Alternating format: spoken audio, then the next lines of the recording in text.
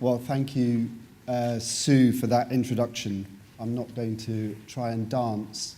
I have had a kind of slightly weird experience, which is it's very rare for me to come to conferences and think, oh, I'd really like to go to that place. I'd really like to go to Landau Forte College. I'd like to sort of become a student again.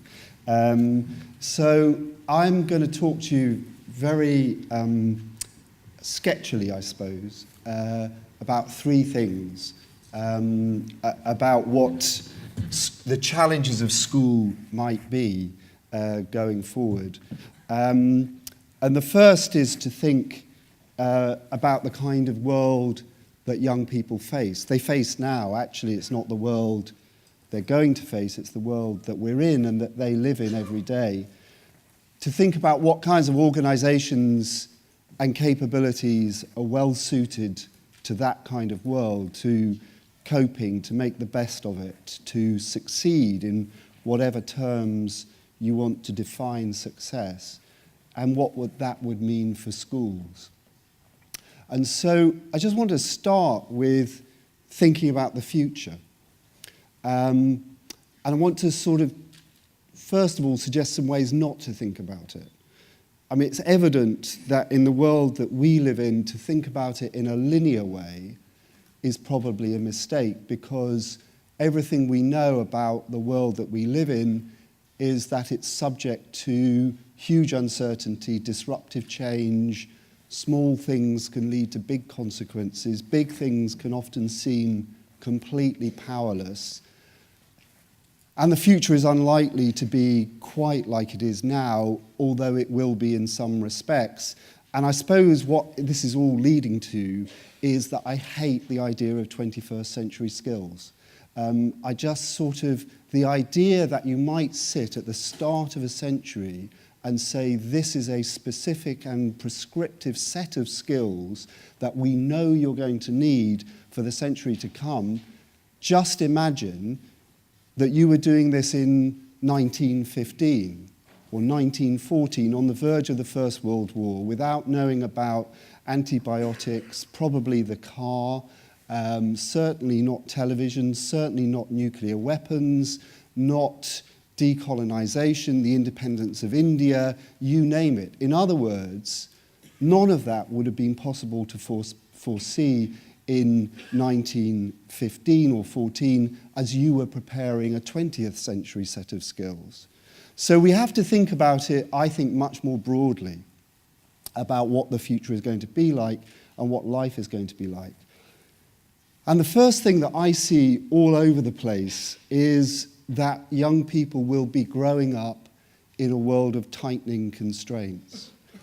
Those will be the constraints of the autumn statement or whatever comes out of the next government that we saw yesterday. There'll be the constraints of climate change. There'll be the constraints created by the fact that China and Russia are competing with America and Europe all over the place for basic resources. Energy, water, food are becoming ever more important. And constraints in daily life, because the fact is that most of the families that you are going to be working with will be living with stagnant or declining real incomes. And they're unlikely to see any real improvement in those incomes over the next 10 years. Their experience of life will be one of being squeezed, whether mildly or tightly, they'll be squeezed. And that will affect you as well. It will affect the kind of people you employ as well. But set against this world of tightening constraints, we also have rising aspirations. That the young people, particularly that we deal with, have rising aspirations for who they want to be, how they want to be treated, what kind of voice that they feel they are due, and what they can achieve in life. And so if you have a society where you have a sort of huge momentum of rising aspirations, meeting basically a kind of stagnant 10 years, that is a recipe for deep frustration. And it's a recipe for frustration with existing established institutions, public and private, that feel unable to budge and move. So if we're going to work in a world of tightening constraints and rising aspirations, the thing that we've got in abundance is our ability to collaborate. And the thing that we're going to be blessed with and continue to be blessed with is the sort of ambiguous bounty of digital technology and other things which will allow us to collaborate and organize ourselves in new kinds of ways. So what you see in industry after industry is people trying to use technology to find better, more effective, cheaper solutions by collaborating to bring people together. Who here has been on holiday recently and looked at TripAdvisor? Quite a lot of the audience. Has anyone here used Airbnb? A bit less of the audience. Airbnb starts as couch surfing. It comes out of the Burning Man festival. It's a completely left field thing. It's now become virtually the largest hotel chain in the world. TripAdvisor, go to any significant tourist destination and TripAdvisor has become the thing to be recommended by. Not the Michelin guide, not Fodor's, it's TripAdvisor. So small things coming out of the ability to collaborate come together to create big things. The consequence of that is that we're going to live in a world of endemic uncertainty, because actually traditional ways of doing things will feel increasingly sort of obdurate, exposed, and subject to challenge from these new collaborative forms of solution, which may well come out of left field. They're unlikely to come announcing themselves in advance. They're going to come in unusual ways, from unusual places probably. And what that means is that it's going to be quite difficult to work out what success is, or indeed in a way what power is. Because if you can be really, really big and yet feel that you're exposed to new entrants and people disrupting your industry who are terribly small, then just being big is no guarantee of success. Actually, if you're judging power by influence, it might be smaller players armed with new ideas and new models who might become the most influential players in the future. So if, again, you look at a different industry, you look at telecoms. So here we've got Vodafone and Orange and O2, and they're investing heavily in 4G networks and huge sums of money, and they are the sort of inheritors of the telecoms industry. They're huge. And they have to invest large sums both in the infrastructure to enable our phones to work and marketing, which is why we've got, every billboard has some sort of mobile phone advert.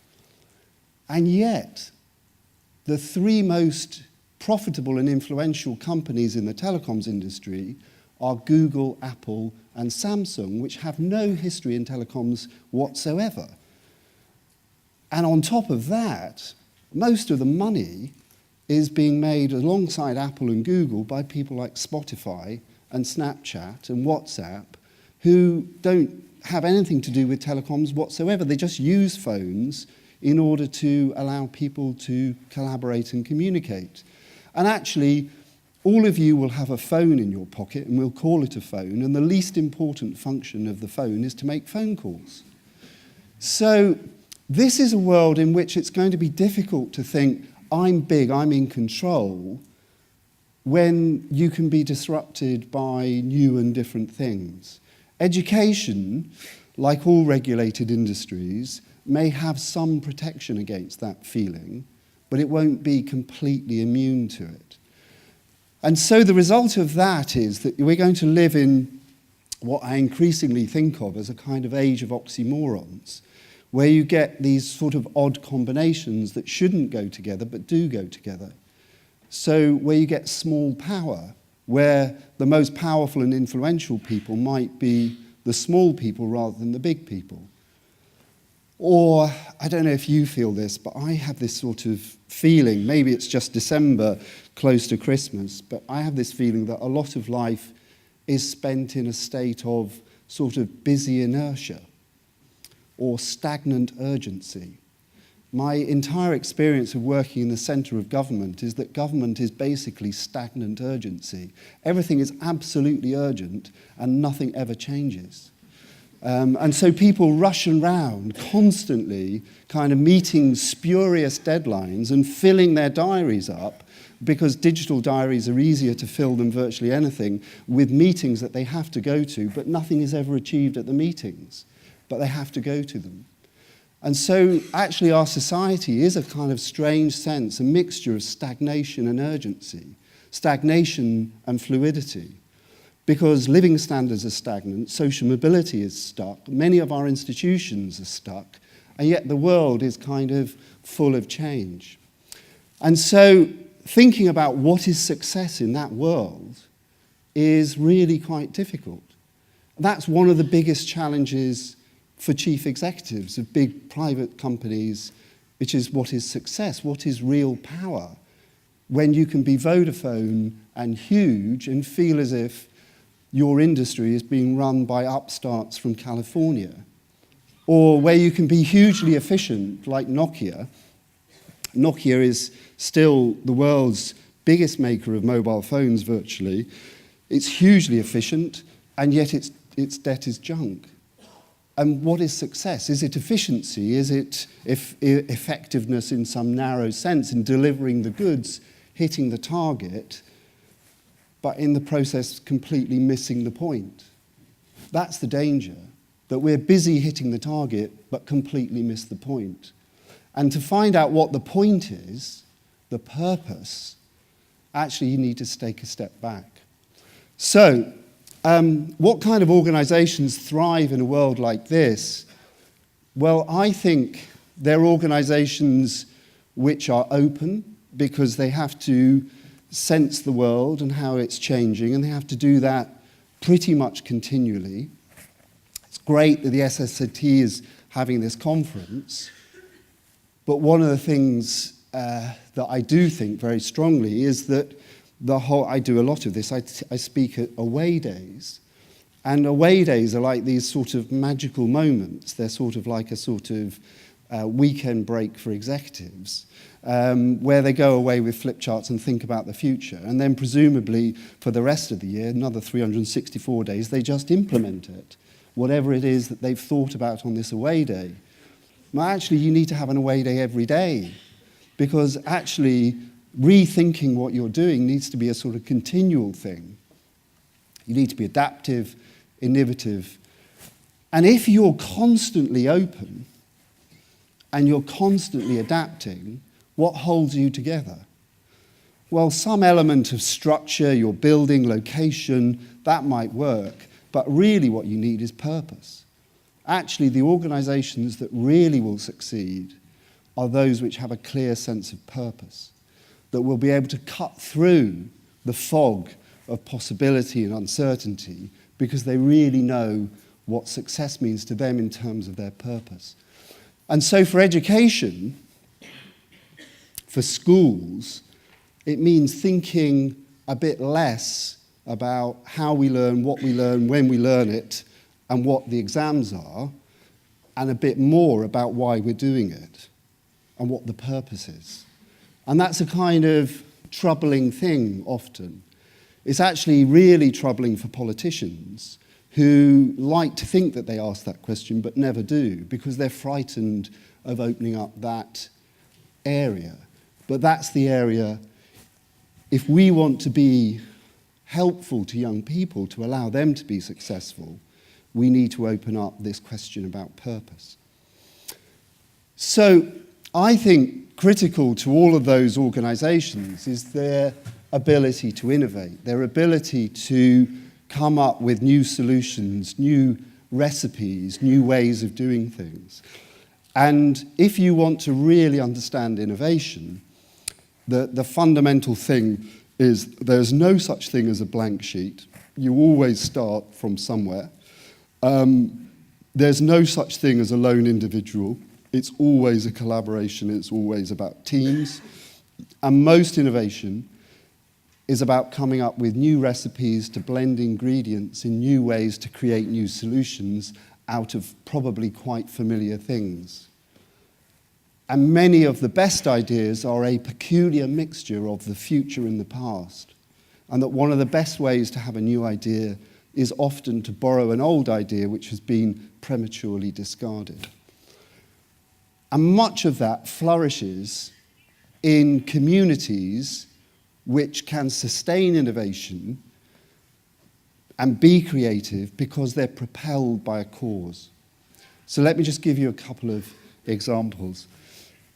This man, Sidney Brenner, was a remarkable man because just after Watson and Crick discovered the double helix structure of DNA, Sidney Brenner announced that he was going to decode the entire genome of an organism, a worm. And he did it from the most unlikely place, this place, a car park. And this lab, this little hut in the car park of the Cavendish Labs in Cambridge, Cavendish Labs devoted to physics, was where the Laboratory of Molecular Biology at Cambridge started life, next to these vans. They had another place, and it was a corridor. So that was where all this started. And Brenner got a team of people together. They were using kind of toothpicks and microscopes and really crude stuff, and they used to send out a sort of roneoed newsletter. And then they gradually moved to this place in the 60s, and then finally this is the kind of modern version of what happened, what started in that car park.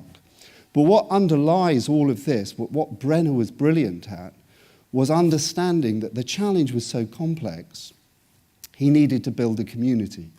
And to build a community, he needed to find ways of sharing knowledge.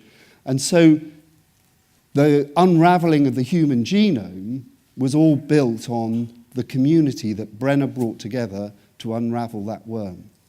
And the principle that you have to share knowledge creatively because the task is too complex for a single person was at the heart of what he did. But it's not just in science that that's true. It's true in many other areas. Is there anyone Dutch here? My God, it's a Dutch conference. So I've included this specially for you. This, of course, is a kind of revolutionary. He's a kind of hacker. Because in the 70s, this man, Johan Cruyff, as a sort of scrawny, rather unpleasant kind of teenager, he's got that sort of look on his face that he probably wants to spit on you. He did what all radical innovators do. He took an established industry, football, and he asked a kind of completely revolutionary question, which was basically, what if, instead of playing football the English way, where most of the people at the back can't seem to play football, what if actually everyone on the team could play football? What if all 11 players could actually play football, and then we could pass and move the ball and interchange positions, and actually creativity wouldn't be a simple function of creative players, which is the way that the English talk about it. We occasionally have creative players like Paul Gascoigne and Glenn Hoddle, and we don't know what to do with them. But in fact, creativity was a function of a collective, a team, total football. And so from that, Cruyff went from Ajax and the Dutch team to Barcelona, and it's really the philosophy of total football that lies behind the great team that Pep Guardiola built and now has taken that philosophy to Bayern Munich, and this is how they learn what to do. So at the heart of Barcelona is learning. It's learning the routines of collaboration. It's not something that comes just out of thin air. It comes out of repetition and discipline and knowledge. And it comes from, basically, interestingly, we've had on stage dancing. What do they look like? They look like Morris dancers with a ball. And actually, if you think through the metaphor of dance and sort of collective expression, actually, that is absolutely central to the way modern work will work. It will be more like choreographing with a large number of other people, or looking like this. What do they look like? They look like dancers in Matthew Bourne's Swan Lake. So think that's what it's got to feel like. It's got to feel like this, and what you're doing is building up the capability to collaborate in that kind of way. Or if you go to Pixar, probably the most creative, successful, innovative company in the world. If you go to Pixar, you find lots of people who are working in little pods. Their knowledge is respected, deeply respected. Their disciplines are respected. And yet, most of the creative work takes place in shared spaces or places like this where they come together. And what's at the heart of Pixar is both respect for knowledge and learning and these different disciplines and this collaboration to bring people together and a kind of honesty and openness about debate to test ideas and develop them in that kind of community. And final example, the mountain bike. The mountain bike did not develop out of a single individual or a company developing it. It developed through an entire community. It developed out of a community of riders who, frustrated with the bikes that were available, developed their own versions and started sharing them. And it was that community that sustained the mountain bike and which then eventually led to commercial manufacture. But mountain biking is now an entire sort of lifestyle, culture, set of products and services which people engage with and self-produce as well as buying services all around the world. So the underlying theme of all of this is that innovation really comes from being part of a creative community with a cause. And if we were to take that as our cue and think the underlying logic of school has to reflect that, rather than reflecting the factory, the monastery, the prison, the army, or whatever kind of 19th or early 20th century institution you like to think of, rather than taking that as our inspiration, what if we took these as our inspiration? And let's add knowledge that we have to teach a curriculum and we have to get people through exams and all the rest of it. But what if underneath all that, this is what we were trying to do? To prepare people for a world in which they have to find, create, play their role in creative communities with a cause. And that education is not just about learning the skills and knowledge or even the capabilities of that, it's also about finding a purpose. It's about finding a cause, finding what matters to you. What would it be like? What would it be like if we put these three circles at the center of the design of schools? Well, let's just quickly take each in turn. Creativity. School would be a place where you go to make. Make in every sense. Make music, make theatre, make planes. What a brilliant example from Wolverhampton. Build a plane. Go to school to build a plane. What did you do at school today? The answer to that is usually nothing, or talk to my mates, or a reluctant acknowledgement of a test, or something like that. Wouldn't it be great if actually it was, what did you make at school today? Because school was a place you went to make, to produce, maybe to sell, maybe to earn. And so I think we should be interested in creativity in the widest sense, in the sense that Ken Robinson talked about 20 years ago almost in that report that was quietly put to one side as New Labour embraced the kind of McKinseyite strategy of improvement rather than innovation. And it should teach young people to find opportunities where there's no one right answer, where they have to interpret things together and make things up and improvise and learn how to muddle through, because not everything can be predicted in advance. And that it should be about the head, the hand, and the heart. It should be definitely about the head. It should be challenging, theoretical, rigorous, intellectual, but it should also be physical. It should be about what you do and how your muscles learn, and it should be about how you feel.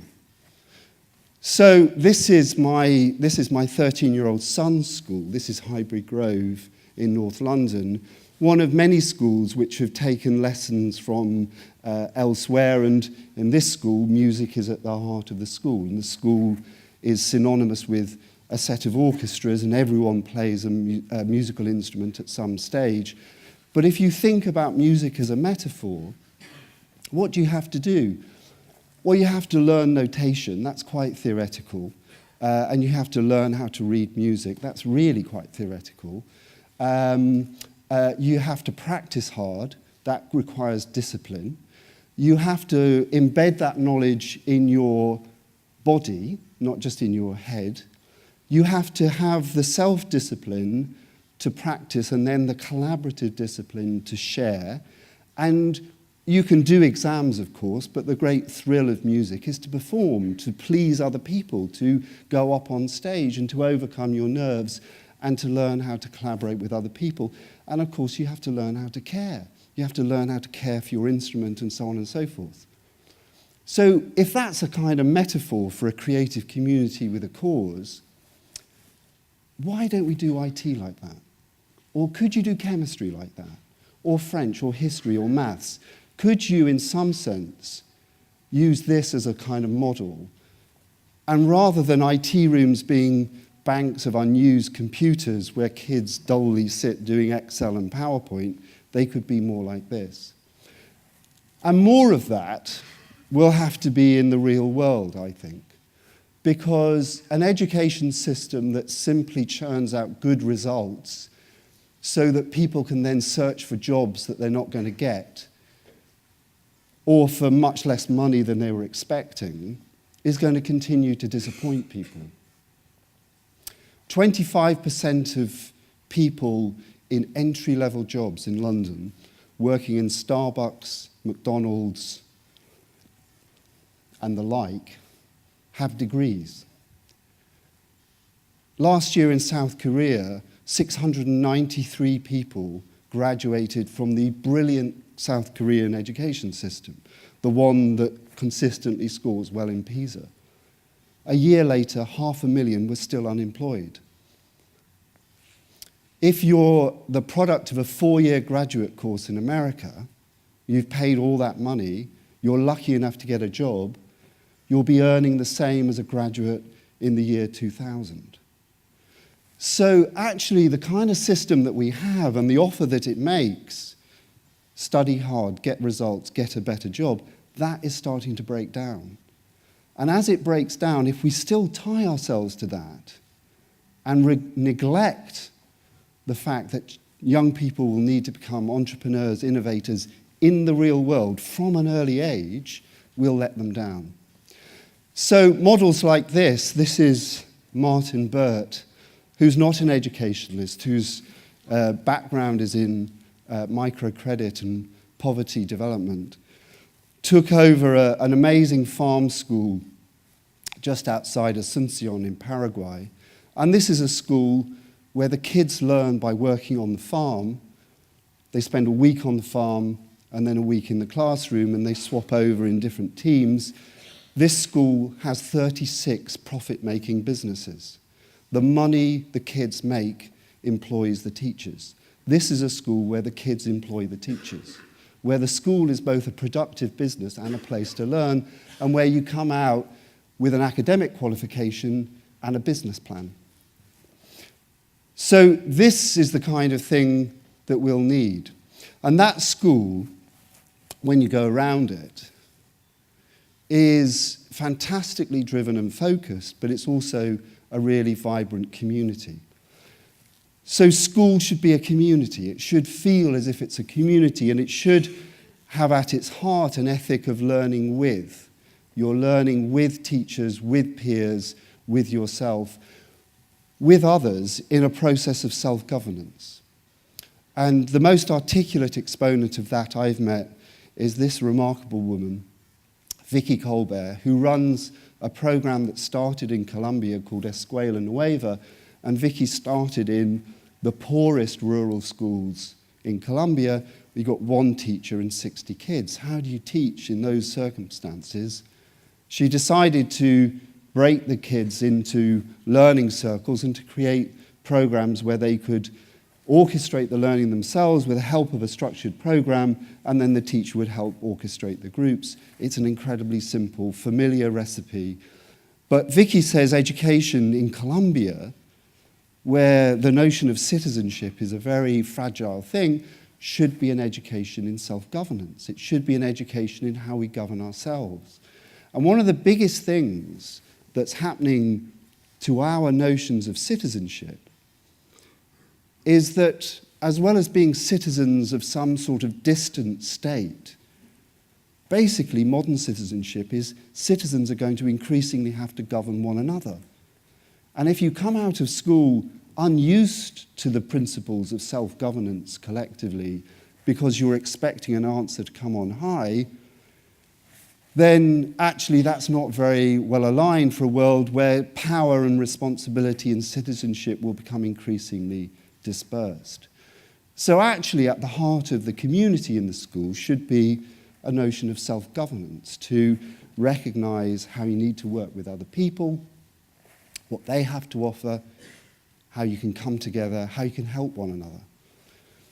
One of the things that I think should be absolutely central to a modern experience of education is that young people should also learn what it's like to teach or to learn, to lead learning. And so you should come out of school being able to say, I've got these results, these exams, and these are the things I helped other people to learn, because peer learning in a structured way is absolutely central to that kind of learning, because actually if you go in the real world, that's what it's like, if you go and work in software. So as Nicola said earlier in her presentation, talking about collaborative learning, that process of dialogic assessment, I was really attracted to that, because that's what it's like when you're revising a document with other people in an organization. It's not that you get marks back, 7 out of 10, try harder. You go through a process like that. So that sort of collaborative activity should be absolutely central. And this is High Tech High. You may well know it. Here is a build a plane kind of project. Much of their learning, like at Landau Forte, is done through projects in the real world with exhibitions and performances as the way to show what you learn. And finally, if you focused on cause, school would be a place where you go to find a sense of purpose, not to have it banged out of you, but to have it developed, expressed, challenged, stretched, and a place where you go to learn what matters to you, because you're with people who in every action that they undertake as teachers show what matters to them, because they're inspired what they're trying to teach. So this is a program that I'm chair of called Apps for Good, and in a terribly small way we've tried to make this central to what we do. We get groups of young people to come up with ideas for apps on mobile phones which they want to then develop with some sort of social purpose. And the key thing is it has to start from them. It has to start from what really matters to them, and then we enable teachers with a framework to go through a process of building, developing, testing, selling, marketing an app. We started 4 years ago in a community centre in South London with 8 students, and this year we've got 20,000. And we're part of a sort of growing movement, if you like, which has at its core this idea that you might develop a curriculum about designing and developing things as a way to learn how to collaborate, to make, how to present. And the thing that we find time and time again about this is that whether they come out with an app or not is pretty much irrelevant. What really matters is that in the process of testing it, developing it, selling it, articulating it, their self-confidence in their ability to tell you what they're doing and to persuade you to back it grows enormously. In a world where everyone is going to have to pitch, everyone is going to have to persuade people of their purpose, you need young people to go through a process like this absolutely as standard. And behind this is an entire community of educators, experts, many of whom had a rough time at school or felt disappointed by it, who want to give back. alumni who are feeding back into the programme, and big IT companies. The critical thing that we've found is that there is an entire global movement, we think, of educators who want to do things in different ways, but want practical, helpful, systematic ways to do it that they can rely upon. I think the market for that is absolutely huge. And this man, I suppose, one of the most inspirational educational innovators that I've ever met, Madhav Chavan, built from virtually nothing another kind of community with a cause, Pratham in India, creating in local areas in slums these very low-cost preschool balwadis by creating almost like a movement, not a franchise. When McKinsey gave him some pro bono advice early on, they said, Madhav, what you should do with this is turn it into McDonald's. You should turn it into a kind of format that you can roll out wherever you go. And Madhav said, no, what we need to do with this is turn it into a Chinese restaurant. Because there are no big global brands of Chinese restaurants, but there are Chinese restaurants wherever there are McDonald's or Starbucks, and yet they're all subtly different. They follow the same principles, but they're subtly different. And the underlying principles are more like what animates a community. So I think in education, we need not just new processes. We're really good at that. We need a really profound sense of purpose, what success really means to young people. And so what should young people leaving such a school or a system be able to show that they're able to do? Let me leave you with these 6 ideas. And I developed these actually out of a conversation that I was having with someone who's speaking later at this conference, Martin Robinson, who wrote a great book called Trivium 21st Century. And the head teacher of the school that my youngest son goes to, Tom Sherrington, who's a fantastically gifted head teacher, but also a completely prodigious blogger and tweeter. He goes under the handle Head Guru Teacher. And Tom's a fantastic example of someone who wants to find combinations of the progressive and the traditional, the old and the new, the theoretical and the practical. And so out of that conversation about what he's trying to do at the school, I came up with him with these.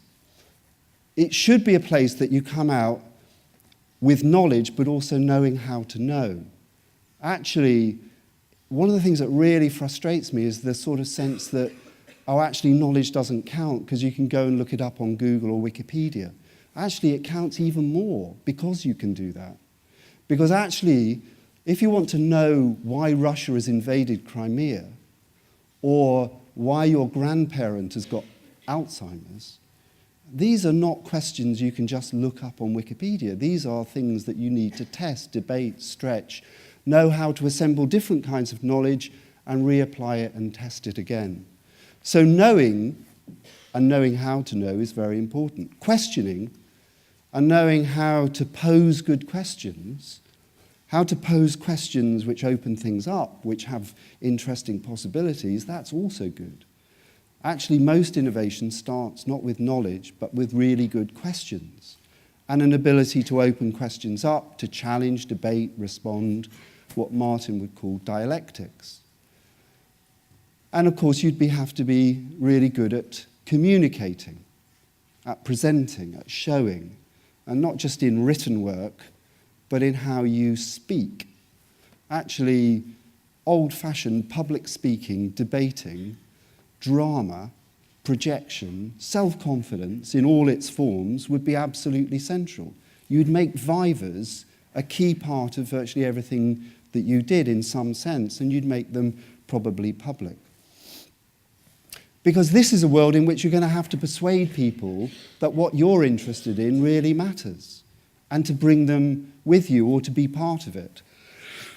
So for that reason, collaborating would be the 4th thing.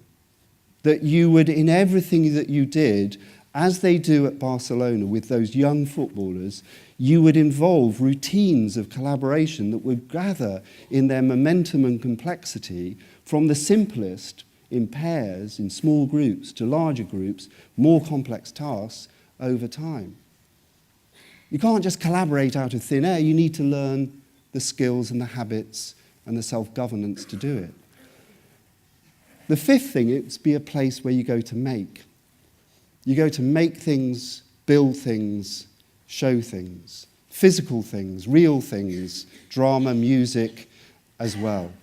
And you'd come back showing what you'd made and being able to imagine how you do it in the real world and actually do it.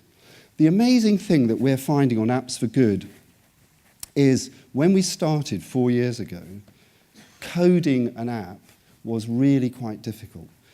In 4 years, the technology has moved so fast that without any kind of help from us, and sometimes without any help from teachers, young people are coming to us with fully coded apps that work, which could create businesses. In other words, we're seeing people at the age of 14 and 15 who are ready to go out to work, or who want to create a business, or indeed who have created a business. So that's a measure of the untapped potential to show what you can do by making it. And finally, of course, you need an education that taught not just diligence, not just turning up on time, not just the hard work that goes into GCSEs, but a real sense of grit and determination and persistence to recover from setbacks. And so you need an education which was testing and challenging young people to take them to the edge of where they felt comfortable and showing them that they could go beyond that with support and help. If you put those 6 as the capabilities that you wanted to come out of a creative community with a cause, then I think you'd have an education where young people could look back and think, actually, that really did help me prepare for the world that I face. It was relevant. I can go back to it to seek inspiration. And the final thing that I'd leave you with is just the thought that actually, whatever the political dialogue about education and the larger debates about assessment and curriculum, standards, structure, academies, chains, whatever it is, actually the most impressive thing about the 15 or more years I've been involved in these kinds of debates is just the sheer persistence of a sort of innovative, progressive current amongst teachers and students and parents and businesses, in fact, to find better solutions. And whatever the political kind of framework is, that current is getting stronger. And I think you're part of it. And actually, I think the door is opening to it. If we can find ways to do this stuff at scale, more impressively, with better data, with more evidence, with surer systems, then actually, I think people are queuing up for it. That, I think, is part of your future. Thank you very much.